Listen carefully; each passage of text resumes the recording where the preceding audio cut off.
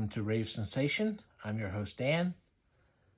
And in honor of a reissue coming up, we are going to look at the original Street Angel comic by Jim Rugg, half the team behind the cartoonist kayfabe.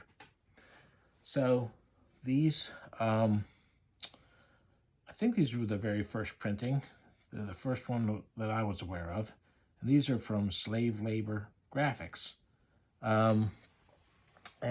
Street Angel is the deadliest girl alive. She's a little homeless girl, but she is far from helpless. She rides a mean skateboard, and she's also trained as a ninja. And this first introduction here shows what a little badass she is, and I like the little kids being badasses. You know, it's why that's the main reason I liked Kick-Ass was for Hit Girl, the original series anyway.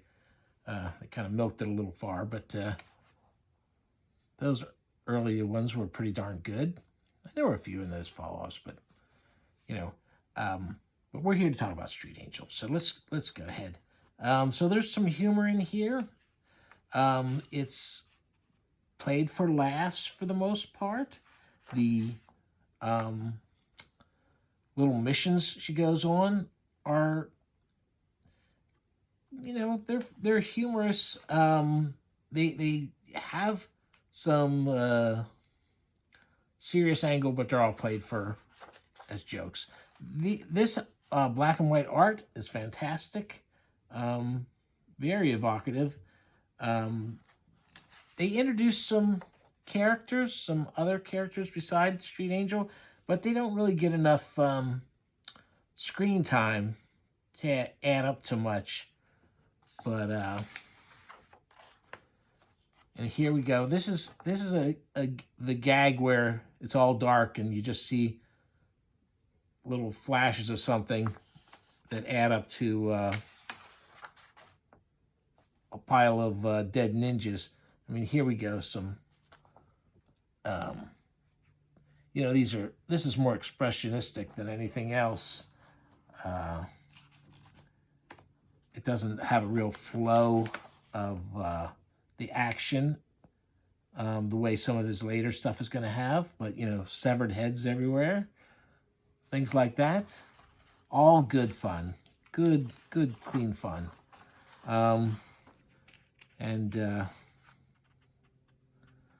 Street Angel comes out on top.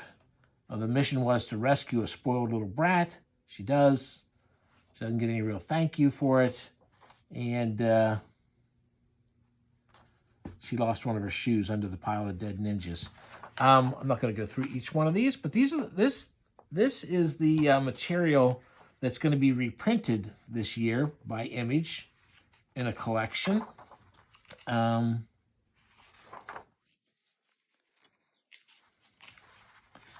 More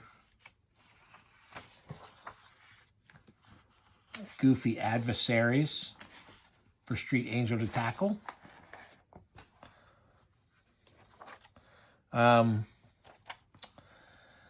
One of the main flow-throughs in a lot of these different comics is how, and I think it really comes out more in the Deadliest Girl Alive, the second series, is how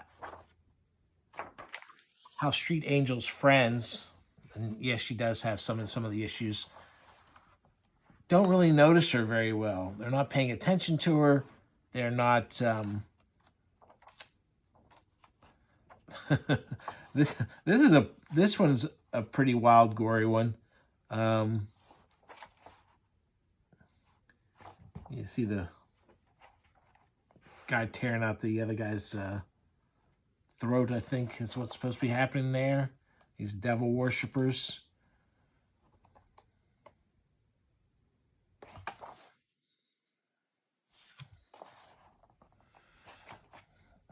There, Jesus himself comes down to deal with the devil worshippers. There's a demon there. Street angel has to push Jesus.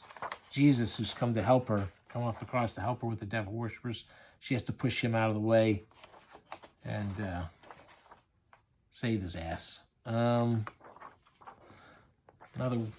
good, weird issue. So I shouldn't go through all this stuff like this because you're going to want to buy this. Funny stuff, really kind of a lot of pretty adult kind of stuff with the homeless guy that Street Angel befriends in here. But there is, like, then all of a sudden there'll be a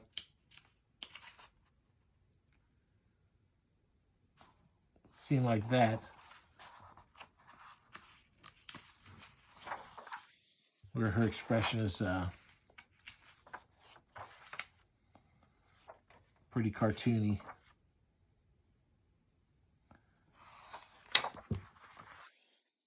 Street Angel ends up getting pretty hungry.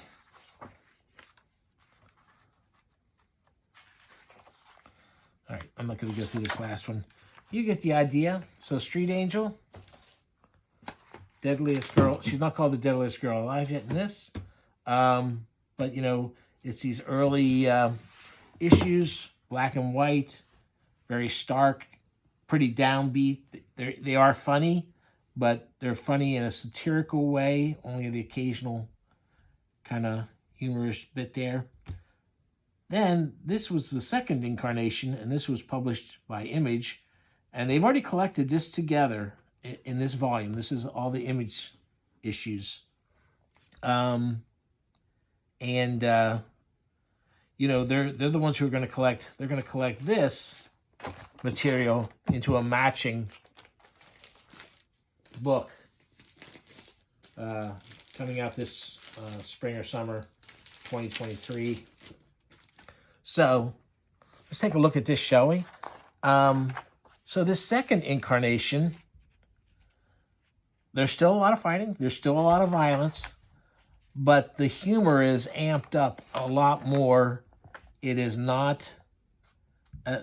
It is not the kind of downbeat satirical look at these things. It's, even though it's still sad. She's still homeless. She's still digging in the trash for food. Still going hungry. You know, it actually reads much more like a kid's comic. Although I'm not sure how many. I mean, I would have, you know, my girls would have loved it as a kid, but I don't know how many other parents will let their kids read this stuff. But like in this one, she rescues a cartoon dog. And there is, originally, he did a black and white version of this, proof of concept, I think if I remember correctly, to try and get Image to print it. And the dog looked much more realistic. Here is an obvious cartoon dog.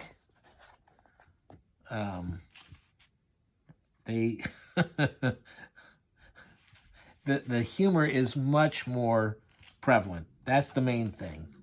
And her plight as a homeless kid is much more at the forefront of these than the others. There she is, the little gang of toughs who had hurt the dog in the beginning of the story, and she beat him up. Now they've brought in their ace in the hole. He's about to attack her. Then he sees it's Street Angel, and he goes running off terrified. And he drops his big cudgel, and it lands right on that main brat's crotch. So, yeah.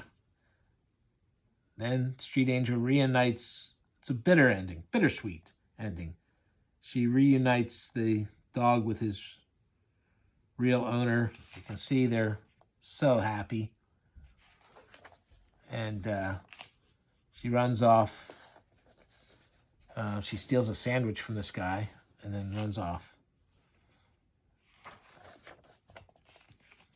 Here's some pinup stuff. There's a Fletcher Hanks. Why she would do that to him, I don't know. They're both good guys. Why would she cut off his head? Then there's more stuff. Even though she's homeless, she's going to school. And these are much more kid type things. I like Jim's kids are. I like the way he draws the kids in this better than in his actual kids comic, The Plain Janes.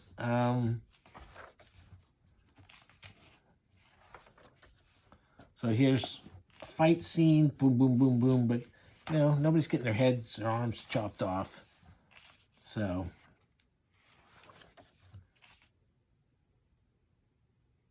that's a nice bit there, showing where he was, where she thought he was going to be. Showing a few lines there, crack.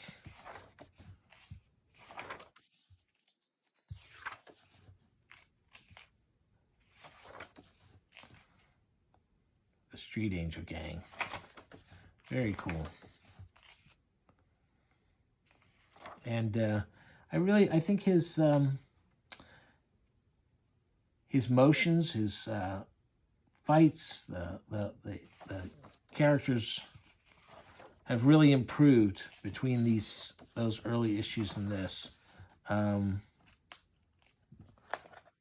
looking pretty good.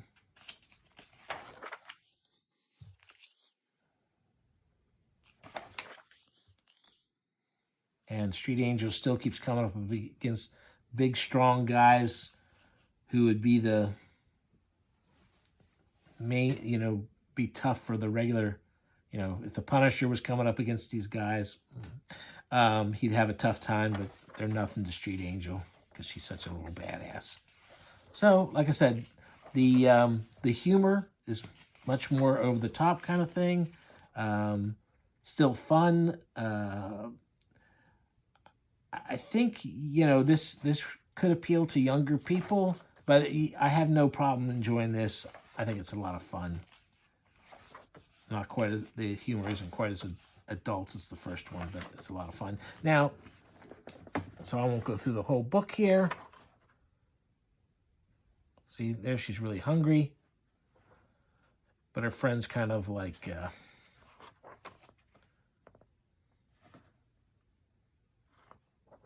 one of her friends finds a magic ring, or a super science ring, and becomes a superhero. So here, poor little Street Angel, the homeless girl, is starving, but somehow, even when her friend gets superpowers, they can't seem to get her something to eat. And they've got to dig at Superman or somebody like him, mock him. See, there she is. What about invisibility or energy beams or finding me a GD sandwich? There's a nice black and white comic about Santa. Ninja Tech, so